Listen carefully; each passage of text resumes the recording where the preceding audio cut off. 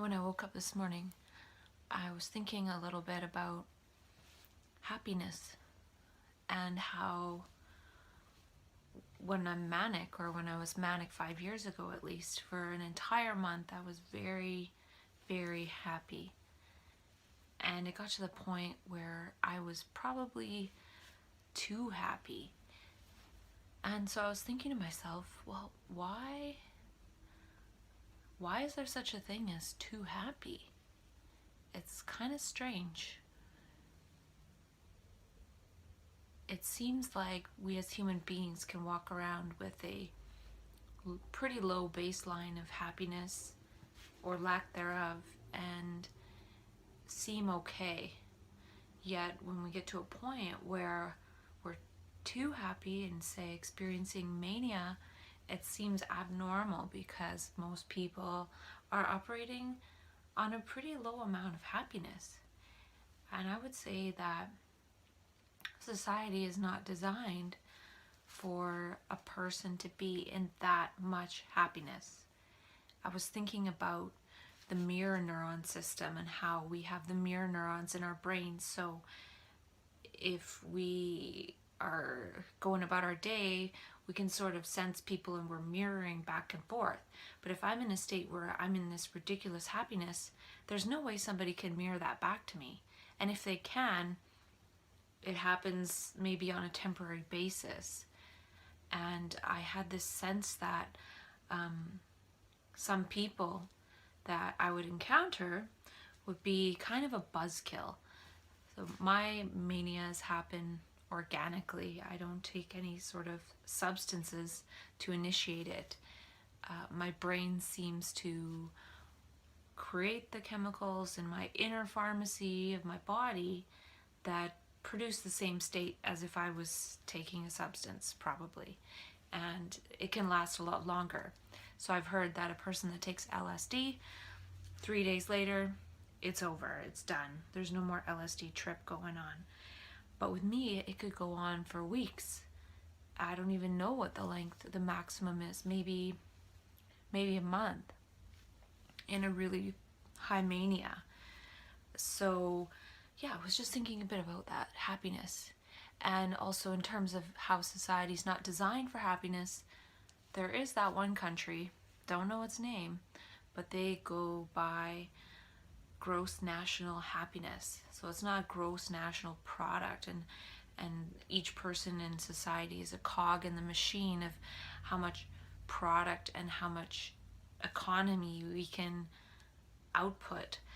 And that's the way that society's designed, really, is we go based on gross domestic product or gross national product or whatever the heck it is. And that is our measure of success as a country. But really, it's not taking into account the happiness of the citizens. So does product output equal happiness of the citizens? Well, maybe somewhat, because that means people have jobs and things like that. But that's not the only important thing in life. And right now, my job is on hold because I was just in the psych ward a month and a half ago. And so I'm taking time off to, I don't know, ruminate, think, and not think about how traumatizing it was. It was terrible. But back to the happiness. I was thinking for myself that I kind of need to be able to do this whole happiness first thing that I'm thinking of before really saying to people, hey, you got to put your happiness first.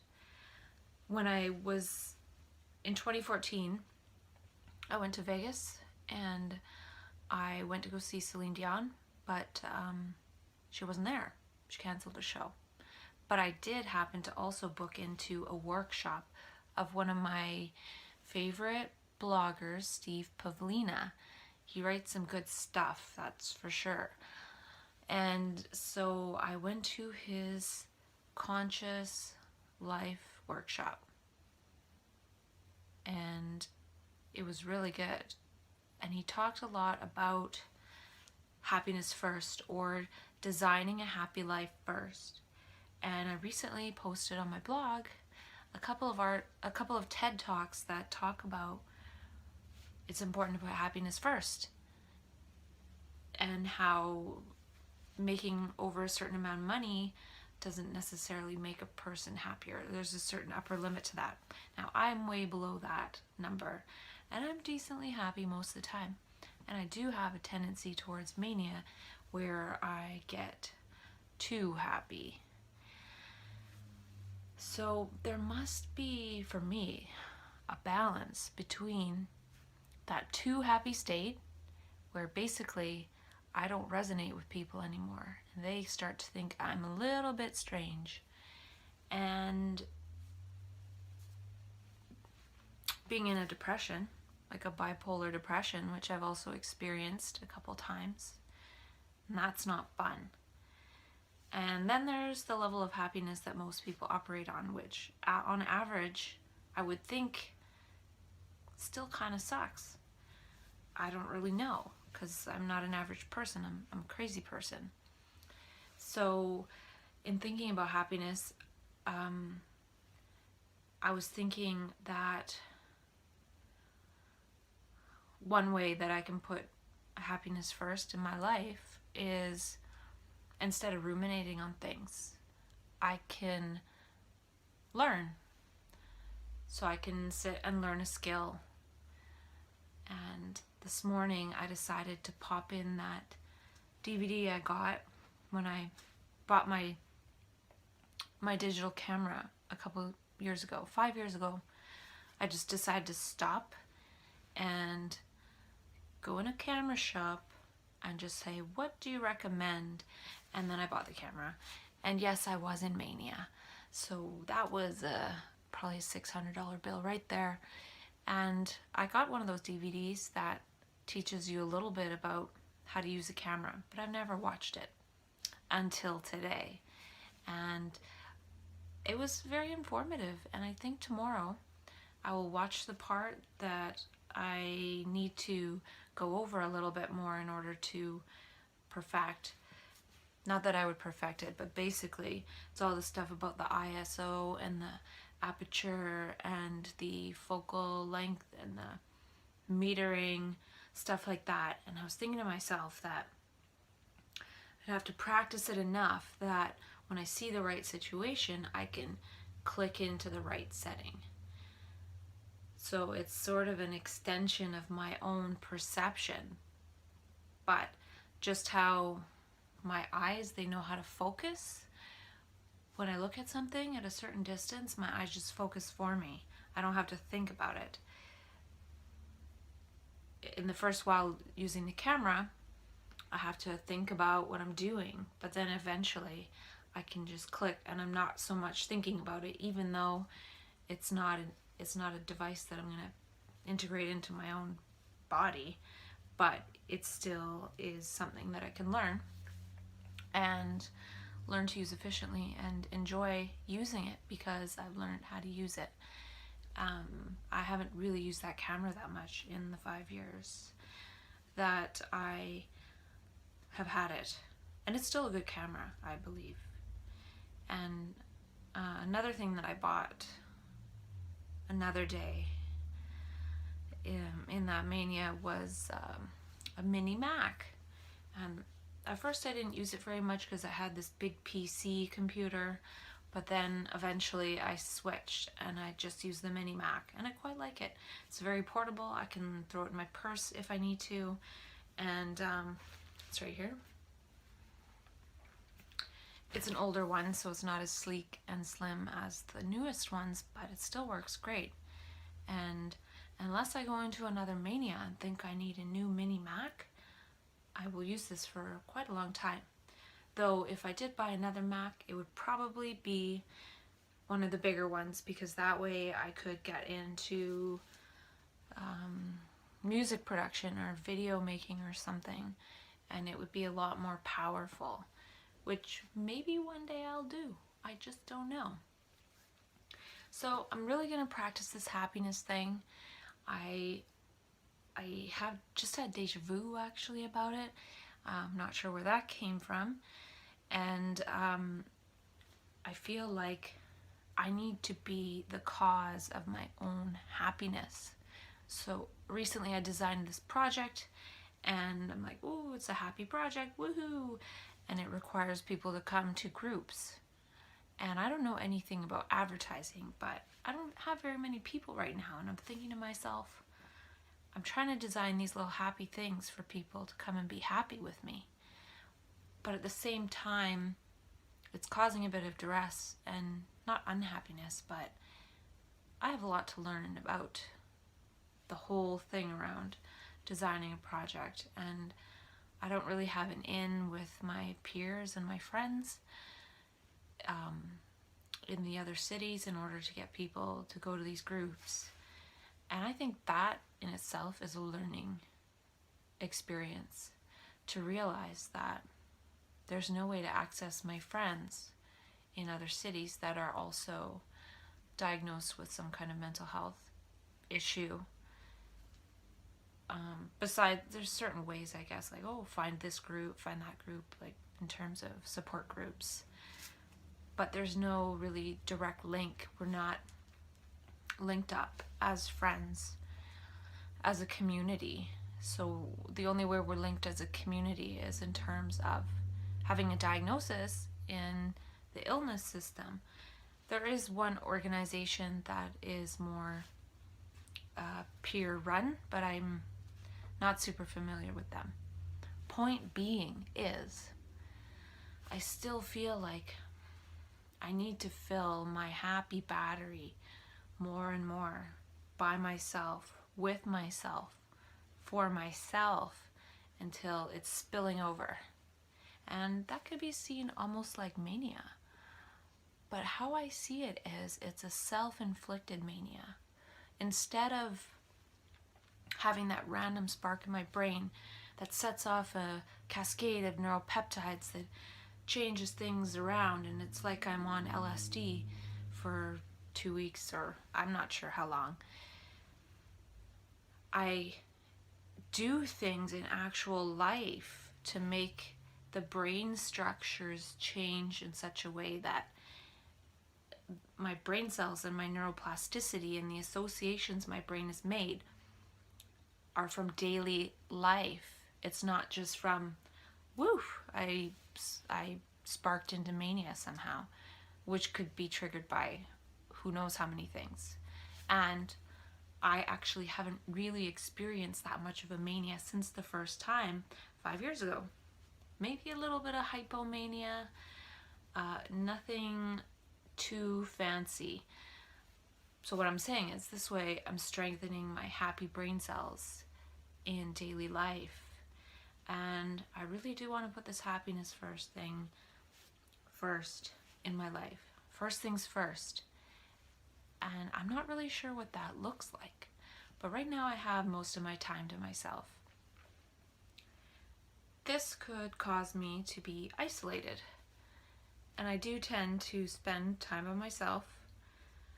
I did go out yesterday, and I did run into someone I know, and I got a healing session. I was given light, and that was quite an experience. It was very profound, and I quite enjoyed it, if you could enjoy such a thing. I feel like I'll go back for some more light. And I was invited out to go receive light quite a long time ago, and I didn't go. But the lady who gives light, plus she knows other people that do it too, she said it's actually very grounding and very helpful. So I might just give that a try. And I'm not sure if that'll bring happiness, but it could. Because part of happiness also is connecting with other people, and connecting with other people that are in tune with me. So some people might be kind of out of tune, and other people are more in tune. And this lady seems to be quite in tune with me. And sometimes I can be sensitive to people, or just thinking, oh, I can spend time by myself instead of hanging out with this person or that person. We could just call it laziness, really. And basically, also, I'm sensing that because I was manic those years ago, and then I was diagnosed as mentally ill, I had a sense and a vision of myself as that really happy person. And then getting that mental health diagnosis made it even worse in terms of all of a sudden I was up here, woohoo! And then not only was I down at the bottom, but also I was bottomed out even more by being told that I'm mentally ill. So maybe if there was a different paradigm, I'd bottom out here and have to recover from here. But because I was told that I was mentally ill and diagnosed and I'd have to be on meds for my entire life, I went down quite a few more notches. So my sense is, and I don't know if you felt this, that not only do I have to recover from mental illness, if that's what it is, and that's what it is within the paradigm I was given to recover, but also I have to recover that extra blow of all the garbage that goes with being diagnosed, whether it's trouble with family or losing a job or finances, or there's so many different things. And it's not met with compassion and love. It's met with alienation. It's that alienation factor that just put me down even that much more. But luckily, when I was out of the hospital the second time, 5 years ago, I was put in sort of community housing. And then I wasn't isolated and I wasn't alienated, which was very, very helpful. Because had I stayed at home with my family, I wouldn't have been isolated. I would have had people around, but they wouldn't have understood what was going on for me. And in that way, I would have felt isolated. I would have felt alienated. So it was really good to get into a different situation. And I'm also wondering, in terms of the mania, if some of that happy comes from a repressed childhood. I decided to be an academic by the age of 7, and that was my protection. I did good at school, or well, I don't know what I should say, and that was my protection. So when I did become manic at the age of 28, it was like part of it was my inner child just screaming for some expression, and it found it when I had that manic state. And I feel like a lot of us have that wants to come out. And I don't know if it's necessarily wrong. It's something that happens.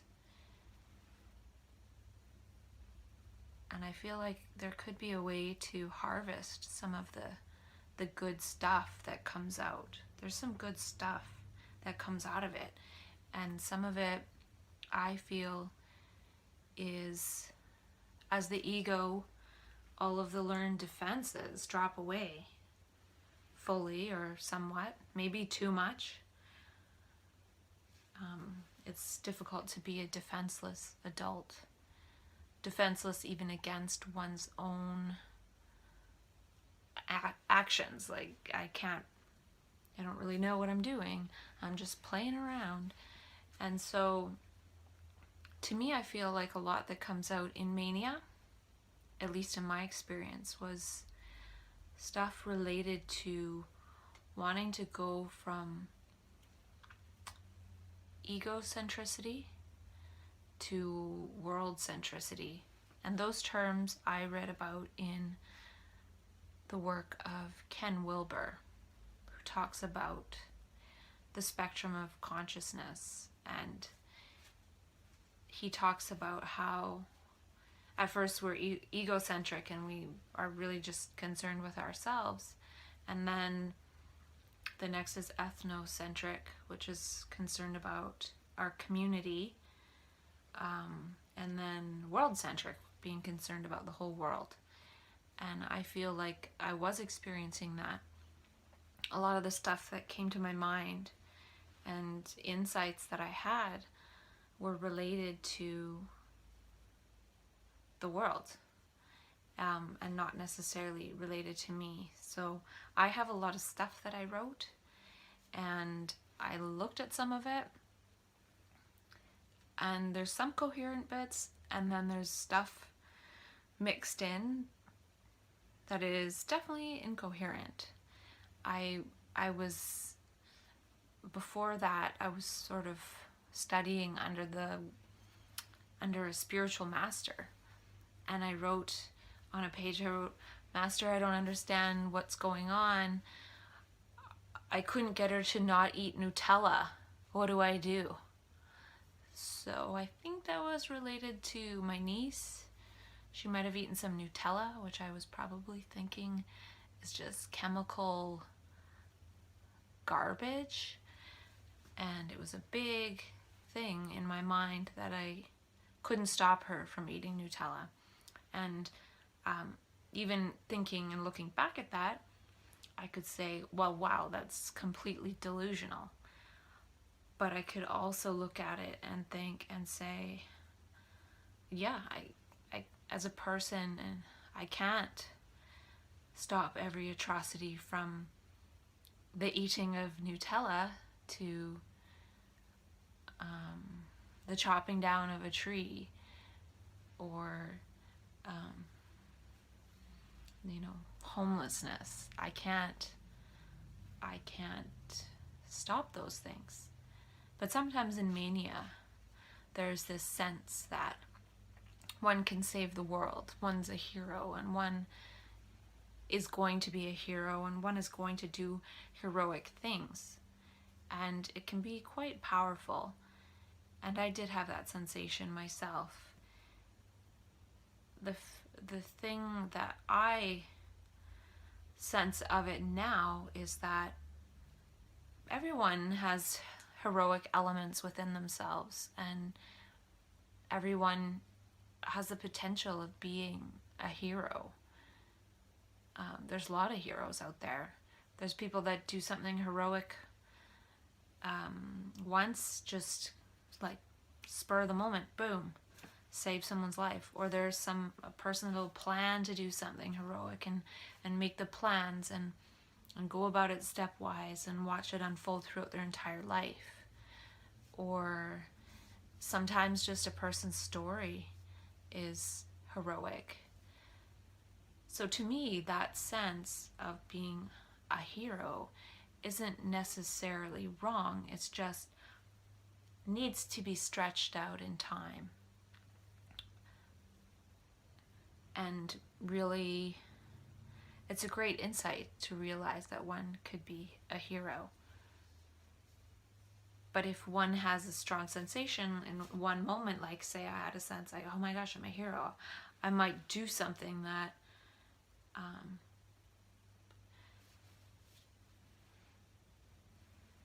might make me feel like a hero at the moment, but it's actually not heroic.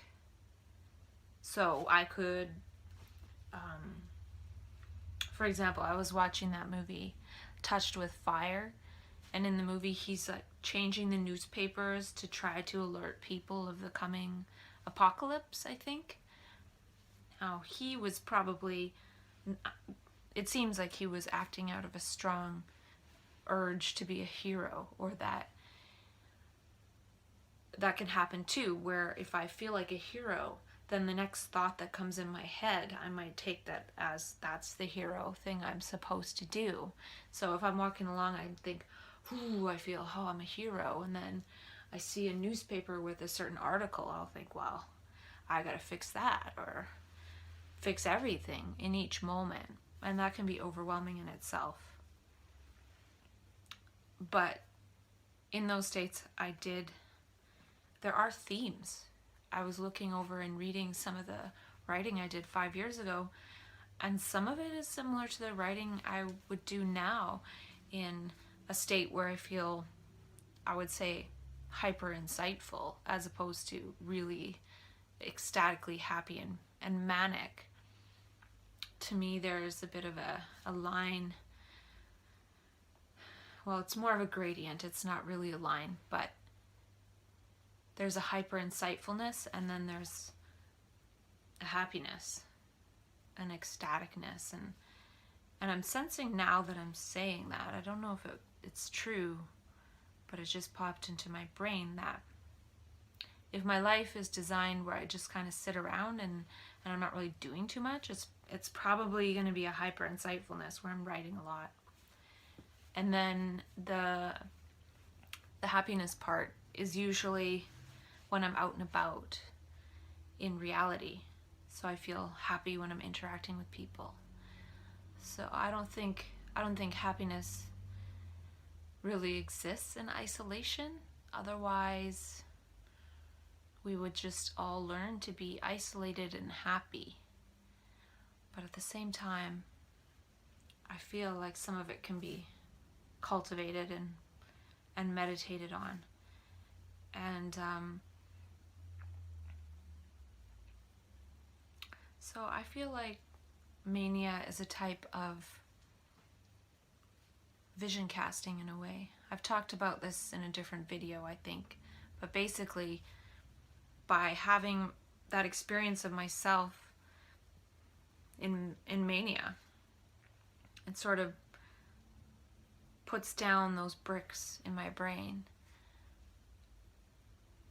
And I always sort of have a memory or a sense of myself like that.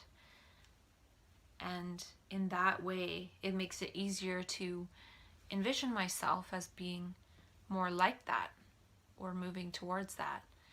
And I could just sit around and wait for it to happen naturally, or I could go off my meds and then see what happens, which would not be wise. Or I could take steps to work on that and embody some of the manic traits that I had in daily life. And I feel like partly I have been doing that, and that's why I don't necessarily sense my manias as manias, because they're quite embodied. So it's not just in my head going around. I'm actually able to channel some of the stuff that is in my head and coming up through me into daily life. And I feel like that's an important part of it, because part of the thing in mania that troubles me is information overload. And it has nowhere to go.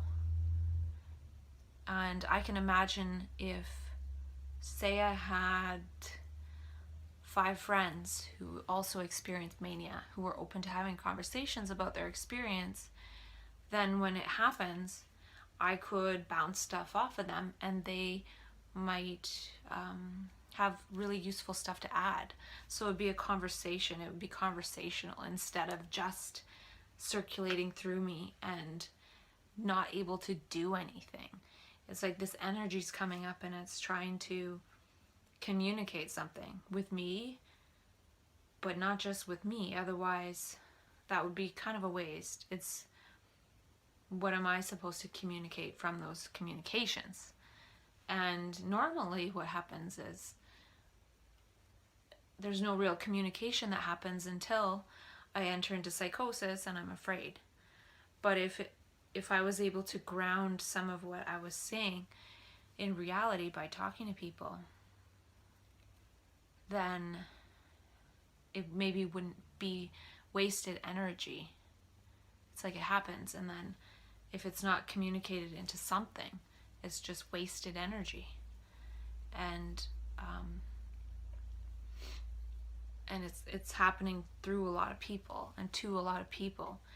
And these sort of non-ordinary states of consciousness, or states where a person can access information that is beyond what they know, as in studied book knowledge. And to me, that's what insight is. It's something that one can see within in a moment. One can see a wholeness because of their ability to perceive wholes. And that's getting a little bit abstract, but basically I feel like there's another way of knowing and learning that is a lot more powerful than just cramming the brain full of facts. And I feel like if one is able to sort of empty all that, be in the present moment, then there's another energy that comes in, and that could be the same sort of energy as the energy of mania and even psychosis, I guess. And but that's something else, I guess. And I feel like it's important to harvest mania. Now that could be tricky if it's a person's first mania, as they don't necessarily know. But imagine one day if people understand and realize and know that they could go into a state where they have this hyper energy going on, and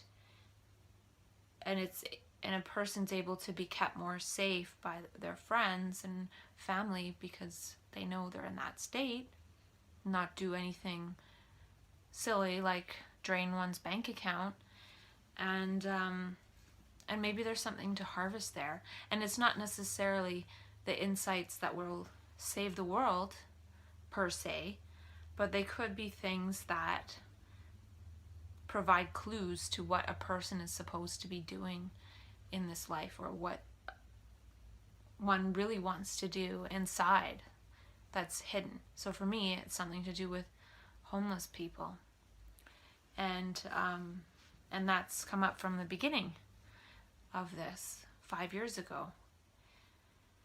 And so it could be clues for what one's supposed to participate with. And I feel also it's possible that if I was in line with what it was that this energy is trying to tell me to get in line with, and when I stray from that line, I end up in psychosis and in the hospital. But if I was to get in the right line, then the energy would be supporting me. It would be supporting what I'm doing, because I'm doing what I was supposed to do for the world centricity side of me, not just me, myself. And the trouble too with having a mental health diagnosis is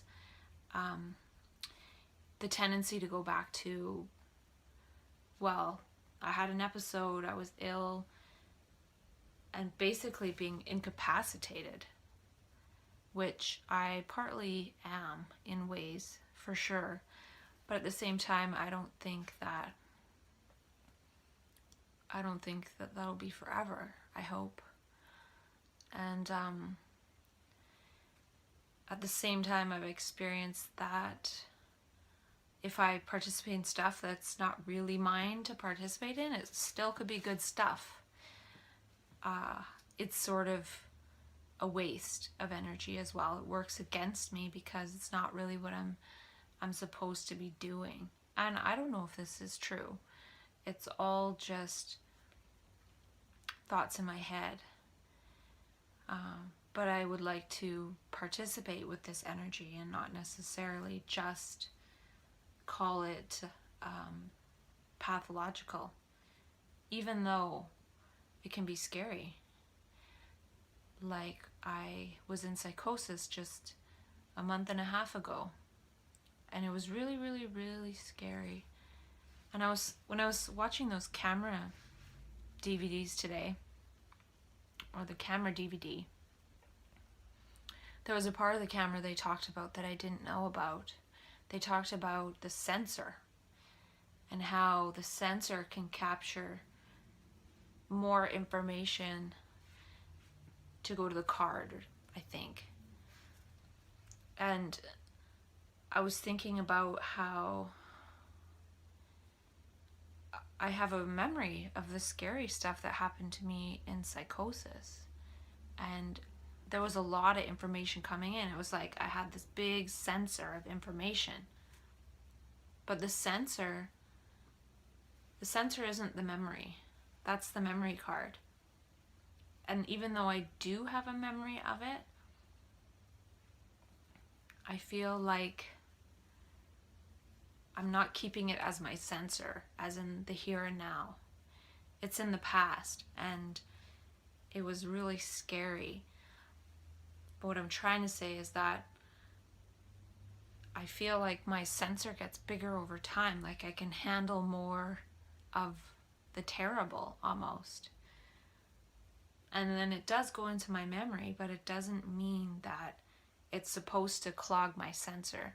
So I'm learning how to be present even with that really, really terrible inner experiential stuff, and just move on. I feel like I was the strongest megapixel sensor camera, and it was such a vast, awful experience. And that I did store some of that in memory. But I'm not keeping it clogging up my sensor, so that way I'm still open to more new good stuff coming in.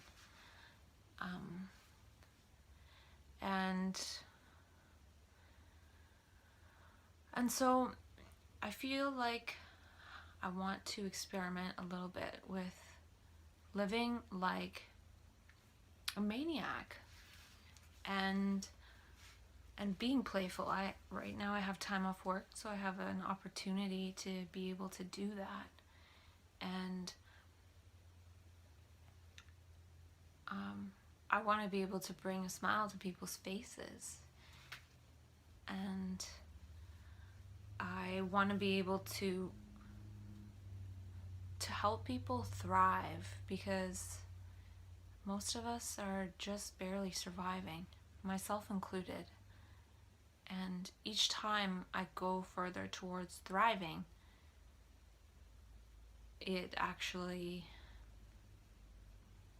I actually stumble big time.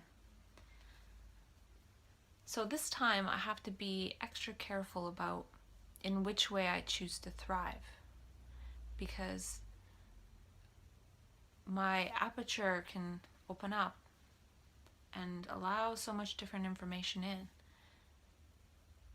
But I still have to be present and be aware of what it is that is mine to act on.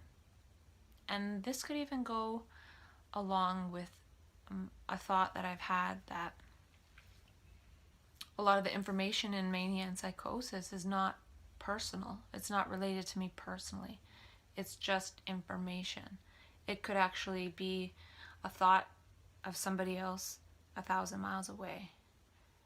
Maybe I can pick up different things in a 50-mile radius. I'm just making this up. And when that happens, I have to be able to just be present and allow that stuff to be processed, and then still have a sense of what it is that I personally am here to do on this earth. And I still don't know what that is. But I figure by talking to myself about some of it, I'll get a better idea of what that is. Because the trouble is with just reading. Like, I've done so much reading over the years and writing, and I'm getting a bit more into writing, but it's so linear. And I feel like the more I just talk to myself, I'll have a better idea, and also hopefully one day invite some conversation about this, because I talk a little bit about the medical stuff, like related to me, but I don't know all the medical facts of mental health in all the textbooks. that's for the professionals to know. I know my experience, and that's about it. And I know what I've read in terms of different concepts and ideas and theories. And I know what's come through me in terms of concepts and theories and ideas based on things that I've read, things that I've experienced, the mixture of the two, things that come out of nowhere. And they may or may not be true. And they're not really true. They're just words. They're just theories. They're just thoughts. And that's more conversational to me. And I really would like to talk more about all the other possibilities besides the medical one, because there's a whole system and structure of people with knowledge and professionals designed to help me walk through things, and the main conversation is the paradigm of the system. And there's a lot of people out there, including myself, that feel that there could be a new paradigm, or I feel that there's got to be the best of all the worlds. Each person really designing one's own happiness. And if that includes the system, which I have a happy life, and my life includes the system right now. And there's helpful people, there's helpful programs, but there's a lot more out there. The world is really vast. And this isn't even necessarily about mental health or mental illness. It's just about mental wellness in general. And so the mental illness paradigm is trying to make me mentally well, but that's a very small piece of the pie of mental wellness in general. And also just speaking about subjective experience for interest. So I have certain symptoms that are seen as symptoms of illness, but then I have inner experiences that aren't necessarily talked about, that are subjective, that may have some value in guiding my life, not just in guiding it towards the mental health paradigm in terms of illness. And that's the part I'm interested in. I'm interested in talking about it, and I'm interested in talking so much that I get it clear in my brain that we can really help each other, everyone in the entire world, not just people with mental health challenges. And I don't really know how that would happen, but I hope it does someday.